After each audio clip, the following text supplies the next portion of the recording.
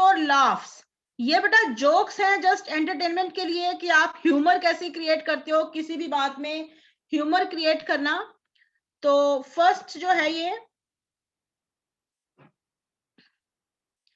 ये एक मदर, ये टीचर है, टीचर बच्चे को क्या कह रही है, टीचर एंग्रीली, गुस्से से, it's clear that you have not studied your geography. ये क्लियर है कि तुमने अपना ज्योग्राफी को नहीं पढ़ा है। ज्योग्राफी बेटा आप जो सोशल स्टडीज पढ़ते हो ना, सोशल स्टडीज के 3 पार्ट्स होते हैं, हिस्ट्री, सिविक्स और ज्योग्राफी। ज्योग्राफी में क्या होता है, पृथ्वी, अर्थ हो गया, स्टार्स हो गया, इनके बारे में, प्लैनेट्स हो गए, इन सब के बारे में स्टडी होती है इसकी। तो टीचर उसको गुस्से से कह रही है, it's clear that you have not studied your geography, कि तुमने ज्योग्राफी की पढ़ाई नहीं की है। व्हाट इज योर एक्सक्यूज, भी अब तुम्हारे पास क्या बहाना है, भी क्यों नहीं की पढ़ाई।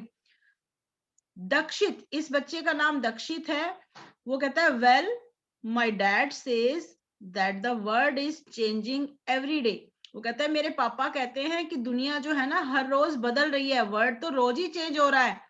So I decided to wait a little, इसलिए मैंने इंतजार करने का डिसाइड किया, while until it settle down, कहता मैं तब तक इंतजार करूंगा जब तक जो वर्ल्ड है ना सेटल डाउन हो जाए, एक जगह टिक जाए, मैं तभी पढ़ाई करूंगा, क्या फायदा पढ़ाई करने का, रोज तो ये चेंज ही हो रहा है। ये इसने इस बात में ह्यूमर क्रिएट किया है, जैसे आप बोलते हो ना कि पृथ्वी घूमती है, धरती घूम रही है, वो कहता है धरती अभी घूम ही रही है, रोज ही उसकी सिचुएशन चेंज हो जाती है, एक बार वो टिक जाए मैं तब पढ़ाई करूंगा। तो ये एक जोक है, ये ट्रू नहीं है, ये इसने जोक क्रिएट किया है। अगले में देखो ये वाला जो है, इधर टीचर क्या कहता है, if 1 and 1 make 2 and 2 and 2 make 4, कि 1 और 1 मिलकर 2 बनते हैं और 2 और 2 मिलकर 4 बनते हैं। How much do 4 and 4 make, तो 4 और 4 मिलकर क्या बनेंगे। तो यश, इस बच्चे का नाम यश है, that's not fair ma'am, ma'am ये तो ठीक बात नहीं है। You answer the easy ones yourself and leave the hard ones for us, कि आप आसान आसान क्वेश्चंस के आंसर तो खुद दे देते हो और मुश्किल क्वेश्चन के आंसर हमें देने के लिए कहते हो। ये देखो बच्चा कितनी स्मार्टली उनको जवाब दे रहा है कि मैडम आप आसान आसान जवाब तो खुद दे देते हो और मुश्किल सवाल हमसे करते हो। इस जोक को देखो, father, are not you first in anything at school, क्या तुम किसी भी चीज में फर्स्ट नहीं आते हो, क्या तुम स्कूल में किसी भी चीज में फर्स्ट नहीं हो। पापा पूछ रहे हैं, आर नॉट यू फर्स्ट, क्या तुम किसी भी चीज में फर्स्ट नहीं हो स्कूल में। तो बेटा क्या कहता है, sure daddy, I am the first one out when the bell rings, जब बेल बजती है, जब छुट्टी की घंटी बजती है, तो सबसे पहले मैं ही स्कूल से बाहर आता हूँ। तो ये कह रहा है, मैं पापा मैं उसमें फर्स्ट आता हूँ, जब स्कूल से बाहर निकलना होता है तो मैं उसमें फर्स्ट आता हूँ। Raj's teacher always rewarded good work by putting a gold star at the top of her students' homework, कि राज की टीचर जो है ना वो उसके होमवर्क के ऊपर ना एक गोल्ड स्टार देती थी। जैसे आप कोई अच्छा काम करते हो तो आपको स्टार मिलता है ना, स्टार, 5 स्टार, स्माइली, टीचर आपको रिवार्ड करती है। तो एक दिन क्या हुआ, वन डे राज केम होम, एक दिन राज घर आया with a big zero at the top of his paper, उसके पेपर पर उसको बिग जीरो मिला हुआ था। ये देखो, एक दिन राज घर आया तो उसको स्टार नहीं मिला हुआ था, उसको एक बिग जीरो मिला हुआ था। तो क्या हुआ, मदर ने क्या कहा, राज व्हाट डज दिस मीन, इसका क्या मतलब है। तो देखो वो कैसे बुद्धू बना रहा है अपनी मम्मी को। Raj, oh my ma'am ran out of stars so she gave me a moon, कि मेरी मैम जो है ना स्टार्स दे दे के थक गई थी, तो इसलिए उसने मुझे आज एक मून दिया है, चांद दिया है। कैसे उल्लू बना रहा है अपनी मम्मी को कि आज मुझे स्टार नहीं मिला, आज मेरी मैम ने मुझे मून दिया है। तो ये पेज सिर्फ एक just for fun, just for entertainment है, तो ये सिर्फ आपको एंजॉय करने के लिए है ये पेज। नेक्स्ट टॉपिक देखो, योगा टाइम, ये इंपॉर्टेंट है। योगा टाइम, सूर्य नमस्कार, सोर्स ऑफ लाइफ, ये आपको जीवन देता है। सूर्य नमस्कार कैसे किया जाता है, सूर्य नमस्कार is a unique prayer in motion with alternating forward and backward bending postures that flex and stretch the spinal column and the abdomen. सूर्य नमस्कार जो है यूनिक, एक अद्भुत प्रेयर इन मोशन, ये एक प्रेयर इन मोशन मतलब कि आपको मोशन में करना है, ये गति में रखता है आपको, और आप सूर्य को प्रेयर भी करते हो, आप सूर्य की इसमें पूजा भी हो जाती है और आपका हेल्थ एक्सरसाइज जो है योगा भी हो जाता है। विद अल्टरनेटिंग, अल्टरनेट में क्या होता है, ये forward and backward bending postures, जिसमें आगे की तरफ और पीछे की तरफ झुकने वाले पोस्चर होते हैं। बेंडिंग पोस्चर मतलब झुकने वाले पोस्चर। आप जो एक्शन करते हो उसमें अपना आगे की तरफ भी झुकते हो और पीछे की तरफ भी झुकते हो, अपने शरीर को झुकाते हो। That flex and stretch the spinal column. Spinal column क्या होता है, आपकी रीढ़ की हड्डी, और एब्डोमेन मतलब कि पेट से नीचे का हिस्सा। ठीक है, कि ये जो आगे और पीछे झुकने वाले पोस्चर्स हैं वो लचीला बनाते हैं। फ्लेक्स मतलब लचीला बनाते हैं, स्ट्रेच और खींचते हैं उसको, स्पाइनल कॉलम रीढ़ की हड्डी को और आपके पेट के नीचे के हिस्से को। It's a healthy way to start your day. ये आपका दिन शुरू करने का एक बहुत ही स्वास्थ्यवर्धक तरीका है। So why don't you learn the Surya Namaskar and try to do it on a regular basis. तो सीखते हैं इसको। देखो, इसमें पहले मैं आपको एक वीडियो भेजूंगी, मैं इस वीडियो का लिंक भेजूंगी आज होमवर्क के साथ, उसमें आप इसको करते हुए देख सकते हैं। आपको वर्बली मैं बता देती हूँ इन फोटोग्राफ्स को देखते हुए। ये देखो, सबसे पहले बिल्कुल सीधे खड़े होना है हाथ जोड़कर, उसके बाद हाथों को बिल्कुल सर से ऊपर ऊपर ऊंचाई तक लेके जाना है। थर्ड नंबर पर क्या होगा, आगे की तरफ झुक जाना है और पांव के पास हाथ को नीचे जमीन पर रखना है। इस तरह से झुकने, ये देखो दोनों पांव आगे ही हैं, पांव के पास आपने हाथों को रखा है। उसके बाद दोनों हाथ यहीं पर हैं, दोनों पांव यहीं पर हैं। इस पांव को, राइट पांव को पीछे की तरफ स्ट्रेच कर कर खोल देना है, पीछे खींच देना है। उसके बाद इसी तरह से दूसरे पांव को भी पीछे खोल देना है। ये देखो नंबर 5 में, पहले दायां पांव, राइट फुट जो है वो पीछे की तरफ, फिर लेफ्ट फुट पीछे की तरफ। उसके बाद अपने सर को झुकाकर यहां बीच में, ये नंबर 6 में आप देख सकते हो। ये आप करोगे तो आपको प्रैक्टिस होगी। I will send you the video link. Number 7, उसके बाद आपने अपने शरीर के आगे के हिस्से को, ये वाले हिस्से को, सिर को भी और आगे के हिस्से को, चेस्ट वाले हिस्से को खींचकर ऊपर की तरफ उठाना है। उसके बाद अपनी टांगों को भी खड़ा कर कर सिर को नीचे झुका देना है। वापस उसी पोस्चर पर आएंगे, पहले दायां पांव आगे, उसके बाद लेफ्ट पैर आगे, पहले राइट पैर आगे, उसके बाद लेफ्ट पैर आगे, पहले दायां फिर बायां। उसके बाद अपने वापस पहले वाली पोजीशन पर खड़े हो जाना है, हाथ ऊपर, और उसके बाद नंबर 1 वाली पोजीशन, सूर्य को नमस्कार करना है। तो ये पूरी क्रिया, पूरा एक्शन, पूरा मोशन जो है ये, इसको बोलते हैं सूर्य नमस्कार। इसको करने के बहुत फायदे हैं, देखो क्या बेनिफिट्स लिखे हुए हैं। improves the blood circulation of all important organs of the body। हमारे शरीर के जितनी भी इंपॉर्टेंट ऑर्गन्स हैं उनकी ये ब्लड सर्कुलेशन को बढ़ाता है। improves the functioning of heart and lungs। आपका दिल और आपके फेफड़े, उनका जो कार्य होता है, कार्य प्रणाली, फंक्शनिंग, उनकी फंक्शनिंग को ये इंप्रूव करता है, इसको बढ़ाता है।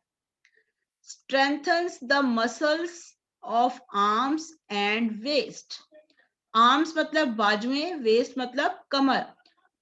बाजुओं और कमर की जो मसल्स होती हैं, मांसपेशियां होती हैं, उनको मजबूत करता है। स्ट्रेंथन्स मींस मजबूत करना। Makes the spine and waist more flexible. Spine आपकी रीढ़ की हड्डी और आपकी कमर को ज्यादा लचीला बनाता है, फ्लेक्सिबल, उसके लचीलेपन को ये बढ़ा देता है।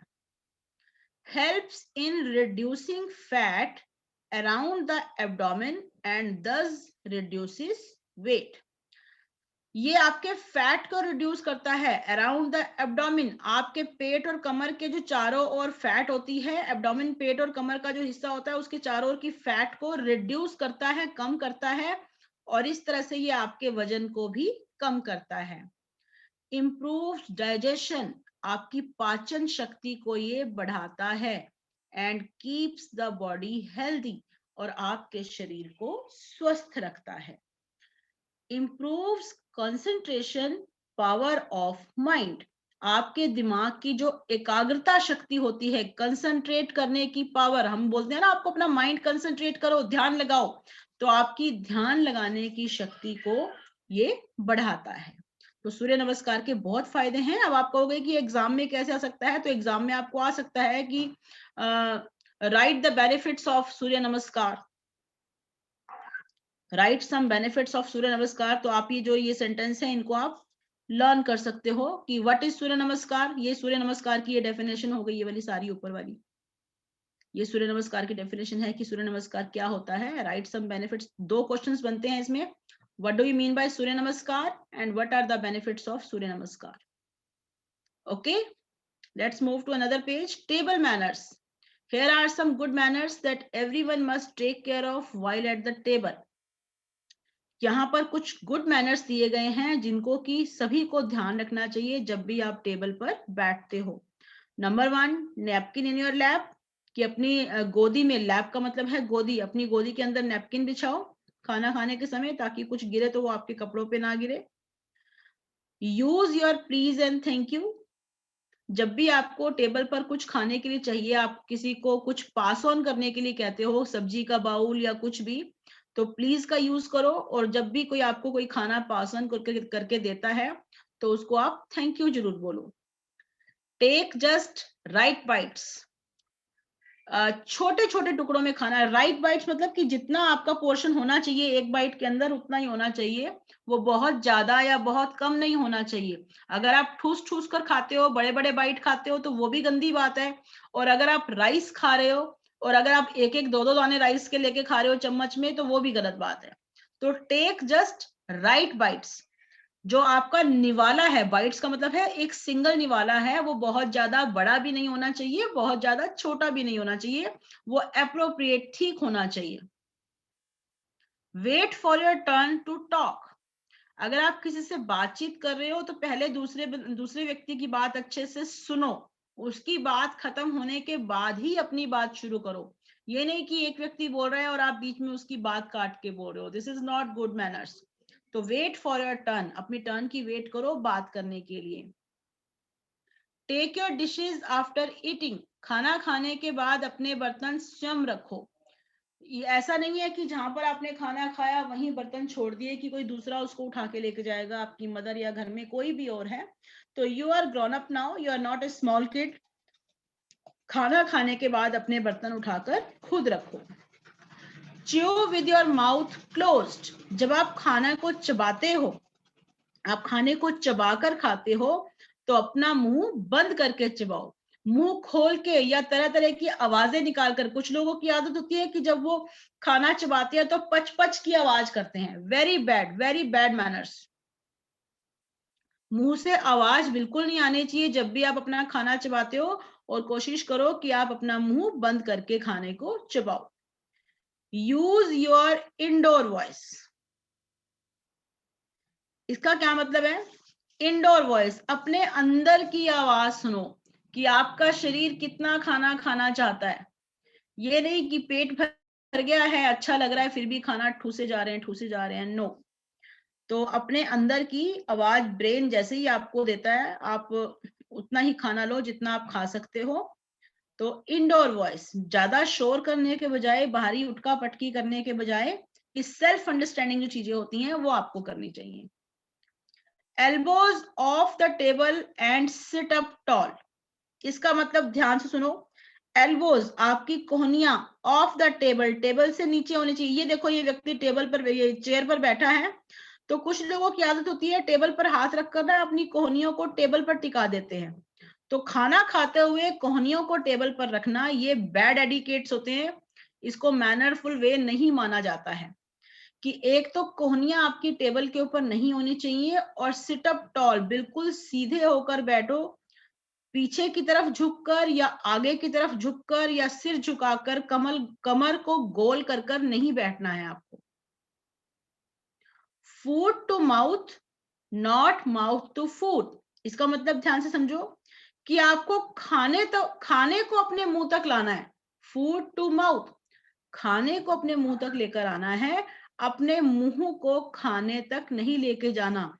खाना खाते हुए कुछ लोग प्लेट के ऊपर झुक जाते हैं बिल्कुल ही, कि जैसे ही निवाला अपने मुंह के अंदर डाला, अपने मुंह को प्लेट के आगे ले आए, फिर पीछे हो गए। नहीं, आपको खाना उठाकर अपने मुंह तक लेके जाना है, अपने मुंह को प्लेट तक नहीं लेके जाना या प्लेट के ऊपर नहीं झुकाना है।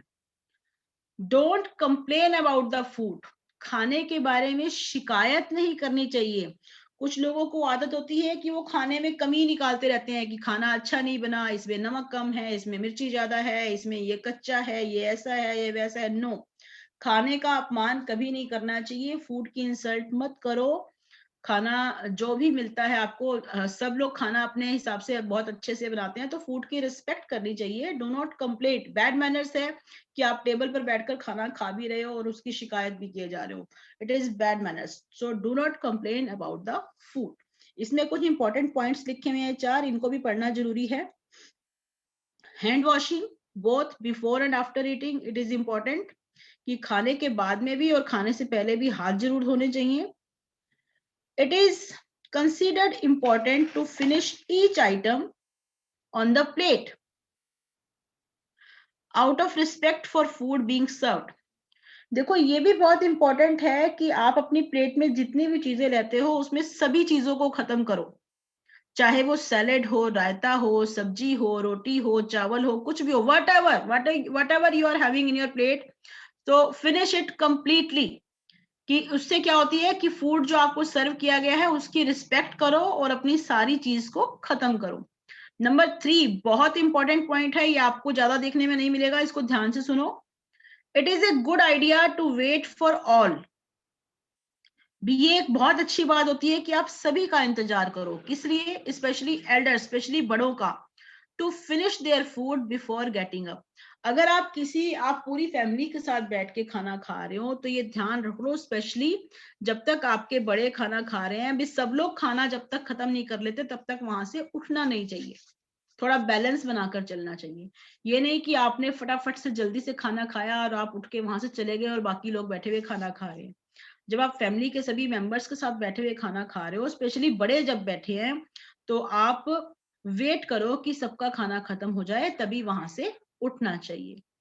A family that eats together stage together. कहा जाता है कि एक फैमिली जो इकट्ठे खाना खाती है तो वो इकट्ठे ही रहती है, मतलब कि उनमें साथ रहने का भाव बना रहता है। ये नेक्स्ट देखो, बहुत मजेदार है ये। जैसे आप लूडो या स्नेक्स एंड लेडर्स खेलते हो ना, उस तरह की गेम है ये, फूड वर्ल्ड। बहुत मजेदार है, देखो इसको सीखते हैं। These days healthy nutritious food has been replaced by junk food। कि हेल्दी स्वास्थ्यवर्धक जो खाना होता है, पौष्टिक खाना जो है वो रिप्लेस हो गया है। आजकल लोग जंक फूड ज्यादा खाते हैं बजाय हेल्दी खाना खाने के। Junk food is a food with little nutritional value. कि जंक फूड एक ऐसा खाना है जिसकी न्यूट्रिशनल वैल्यू बहुत कम होती है। That is often high in fat, sugar and salt and calories. जो जंक फूड होता है उसकी न्यूट्रिशनल वैल्यू, पौष्टिकता के तत्व जो होते हैं वो उसमें बहुत कम होते हैं, और उसमें फैट ज्यादा होती है, चीनी ज्यादा होती है, नमक ज्यादा होती है और कैलोरीज ज्यादा होती है। मतलब कि वो फैट को बढ़ाने वाला होता है, वसा को बढ़ाने वाला होता है। Let's play a game to satisfy your curiosity with interesting bits of information about food। देखो, इसमें आपको पता लगेगा कि कौन सा फूड आपके स्वास्थ्य के लिए अच्छा है और कौन सा फूड आपकी हेल्थ के लिए अच्छा नहीं है।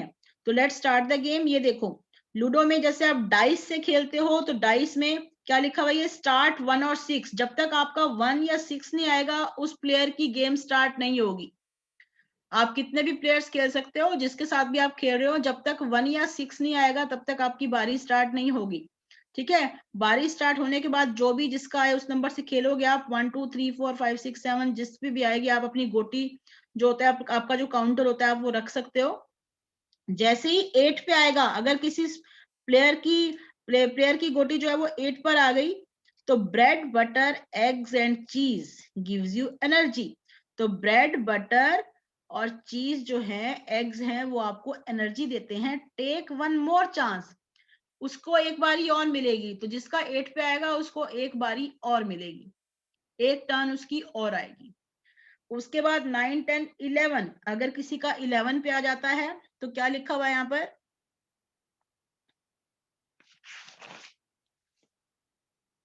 yippee, you have finished a glass of milk। तो आपको एक गिलास दूध पीने को मिल गया, तो दूध पी के क्या हो गया, आपके पास ताकत आ गई। जंप टू 15, आप 11 पे आने के बाद सीधा, जैसे आप सीढ़ी चढ़ते हैं ना, सांप सीढ़ी में सीढ़ी चढ़ते हैं, तो इसमें क्या हो गया, जंप टू 15, यहां से कूद के सीधा 15 पर आ जाओ। 15 के बाद अगर किसी बच्चे की गोटी 20 पर आ जाती है, 20 पर देखो क्या लिखा हुआ है, you had a piece of pizza. आपने एक पिज्जा का पीस खाया, ये देखो, you had a piece of pizza. Feeling lethargic, lethargic होता है सुस्ती, लेदार्जिक का मतलब है सुस्ती आना, कि आपने पिज्जा खा लिया और आपको सुस्ती आ गई। मिस वन टर्न, आपकी एक बारी कट गई। मिस वन टर्न का मतलब है आपकी एक बारी कट गई। उसके बाद 21, इसके बाद 21, 22, 23, 26 पर जब आ जाएंगे, हैड सम एनर्जी ड्रिंक, आपको एनर्जी ड्रिंक मिल गया पीने के लिए। रन टिल 32, आप रन करके सीधा 32 पर पहुंच गए। ठीक है, उसके बाद अगर किसी की बारी, गोटी जो है वो 36 पर आ जाती है, had a bowl of fruits, आपने बाउल भर के फ्रूट्स खा लिए। They increase water content in body, आपकी बॉडी में वाटर कंटेंट बढ़ गया, आपके शरीर में पानी की मात्रा बढ़ गई और उसने आपको एनर्जी दी। And give you energy. Take one more chance, आपको एक बारी और मिलेगी। जिसका 36 पर आ गया, उसने बहुत सारे फ्रूट्स खा लिए, तो उसको एक बारी और मिलेगी। उसके बाद 44 पर आ गया, 44 पर क्या है, burger and Coke make you fat, आपने बर्गर खा लिया और कोक पी लिया, तो ये आपको मोटा बना देगा। मूव बैक 3 स्पेसिस, वापिस चले जाओ, 3 वापिस चले जाओ, जैसे सांप काटता है ना स्नेक्स एंड लेडर्स में, तो 3 नंबर वापिस चले जाओ, 1, 2, 3 यहाँ आ जाएंगे। अगर किसी बच्चे के काउंटर जो है 46 पे आ जाता है, तो 46 पे क्या लिखा हुआ है, noodles are tasty but are pure fat, noodles tasty होती हैं लेकिन इसमें बहुत फैट होती है। लूज वन टर्न, आपकी एक बारी कट गई, एक बारी आपकी कट गई। 47, 48, अगर किसी की 49 पे आ जाती है, all work and no play, सारा दिन काम किया लेकिन खेला नहीं। नो एक्सरसाइज, कोई एक्सरसाइज नहीं की। स्किप वन टर्न, इसकी भी एक बारी काट लो। स्किप वन टर्न मतलब कि एक बारी आपको नहीं मिलेगी, क्योंकि आपने सिर्फ काम काम पे ध्यान दिया, ना तो आप खेले और ना ही आपने एक्सरसाइज की। उसके बाद अगर किसी की गोटी 52 पे आती है, यू एट सम टॉफीज, आपने कुछ टॉफीज खा ली। They are harmful for your teeth, जो कि आपके दांतों के लिए हार्मफुल हैं। एंड कॉज कैविटीज, और दांतों में सड़न पैदा कर देते हैं। मूव बैक 6 स्पेसिस, इसको 6 नंबर पीछे ले आओ, 1, 2, 3, 4, 5, 6, 6 नंबर पीछे ले आओ इसको। ठीक है, उसके बाद 56 पर क्या है, इट्स हॉट, बहुत गर्मी है। You want to eat ice cream, आप आइसक्रीम खाना चाहते हो। इट इज ऑल फैट, इसमें सारी फैट होती है। मिस टू टर्न, इसकी 2 बारियां काट लो, जिसकी 56 पे आएगी वो आइसक्रीम खाएगा तो उसकी 2 बारी काट लेनी है। 60 पे क्या आएगा, finished a bowl of green veggies, green vegetables खाइए एक बाउल भर के। सर्व्ड इन डिनर, डिनर में आपने मिक्स वेज खाई है। टेक एन एक्स्ट्रा टर्न, इसको एक बारी एक्स्ट्रा दे दो। 63 पर इसने चाट खाई है, गोलगप्पे की चाट, पापड़ी चाट, तो उसका पेट खराब हो गया, इसकी एक बारी काट दो। मिस वन चांस, एक चांस मिस कर दो इसका।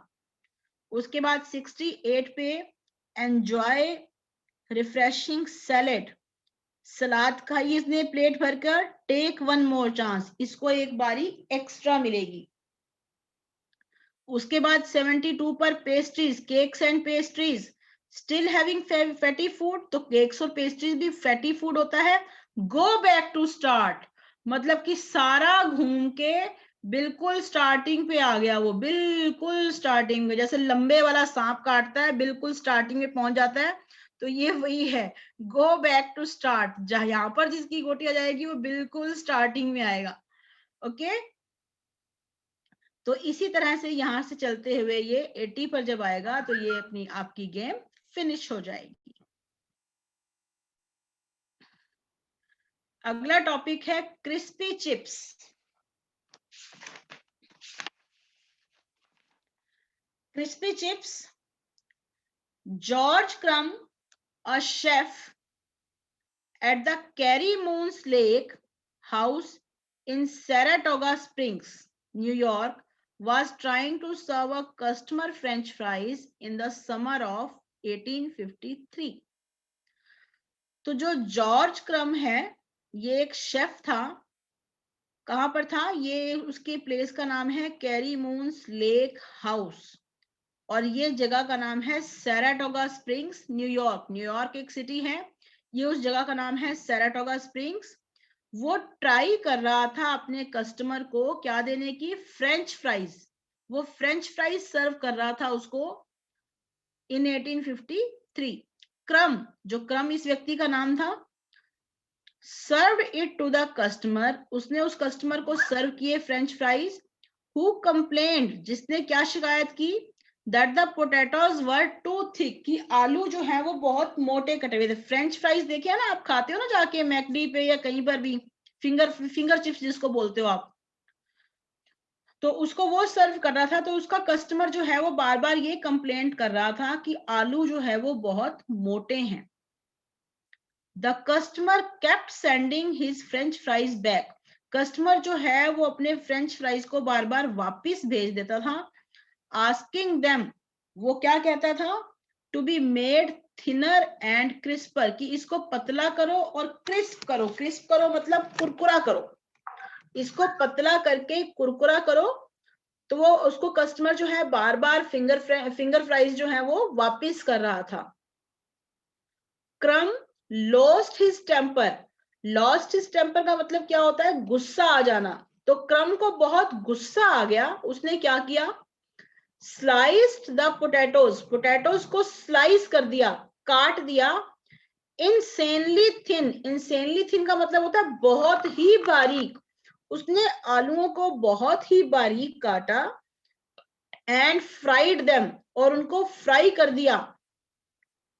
Until they were hard as rock, कि वो पत्थर की तरह हार्ड हो गया, मतलब कि बिल्कुल ही कड़क हो गया। वो क्रिस्पी करने को बोल रहा था ना बार बार, तो उसने उसको बहुत ही ज्यादा पतला काटा और उसको तब तक फ्राई किया जब तक वो एकदम कड़क नहीं हो गए। And then salted them heavily, और उसमें खूब सारा नमक डाल दिया।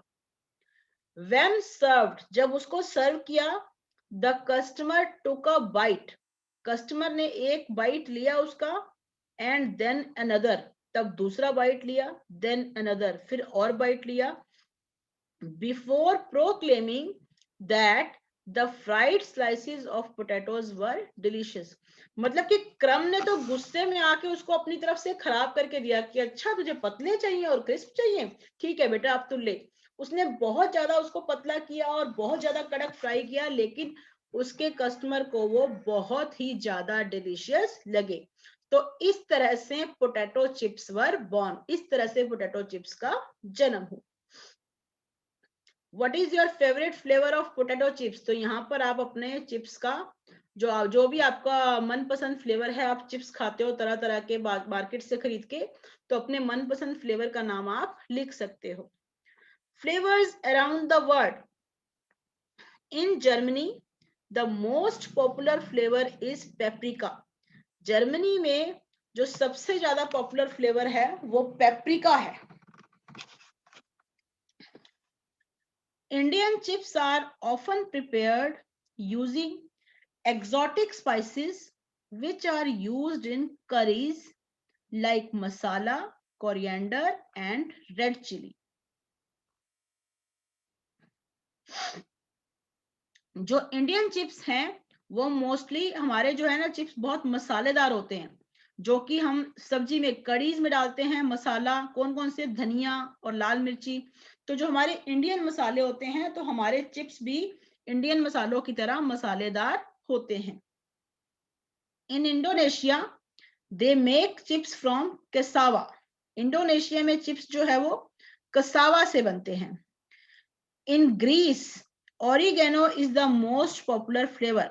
जो ग्रीस में ऑरिगेनो जो है वो सबसे ज्यादा पॉपुलर फ्लेवर। ऑरिगेनो क्या होता है? जो पिज्जा के ऊपर डाल के खाते हो ना, वो ग्रीन से कलर की हर्ब डली होती है।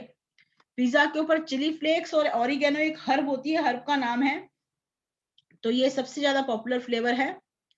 Japanese chip eater enjoy seaweed, wasabi and soya sauce and butter chips। ये हर्ब्स के नाम है बेटा।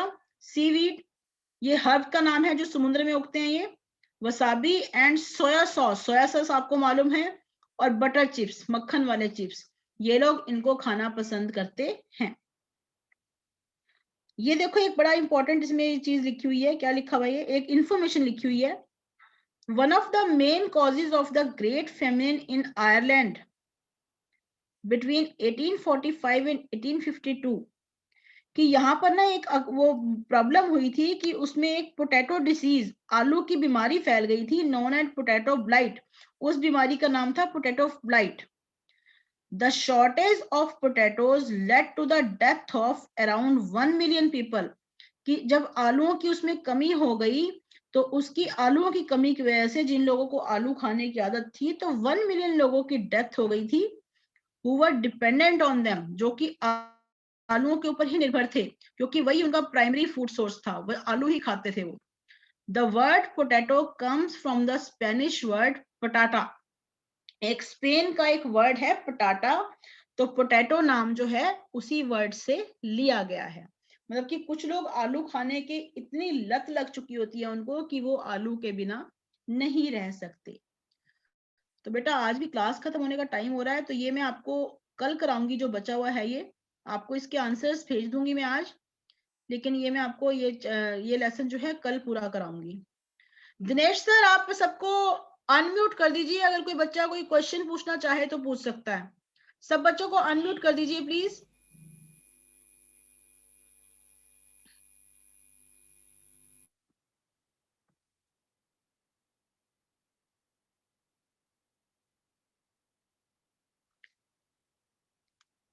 दिनेश सर अनम्यूट कर दीजिए बच्चों को प्लीज।